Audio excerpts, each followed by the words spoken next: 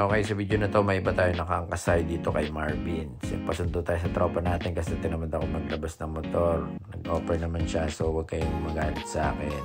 So kakain tayo dito sa may Goto Den, dito sa may Clean Fuel, itong green na gas station na to. So sa may left side niyan, meron yung kainan na pangalan ay Goto Den. Kulay dilaw yan, hindi ka mawawala. So marami silang menu, pero primarily meron silang lomi, goto, tsaka mga silog. Ito na yung menu nila, tignan nyo lang kung ano yung mga pagkain na meron sila, tsaka ano yung price. So para sa akin, okay lang yung price kasi ang dami ng serving nila. Tignan nyo naman yung pagkain ni Ebert, parang pwede na siya maligo. Ayan, kung mahilig ka naman magkape sa tabi ng Goto Den, merong coffee shop. Ang pangalan niya, Coffee Supply Co. Hindi ko alam kung malaking chain po ng coffee shop. First time ko lang siya marinig. Pero since walang tao, tinry na lang din namin magkape kasi ayaw pa namin umuwi. So okay naman yung kape.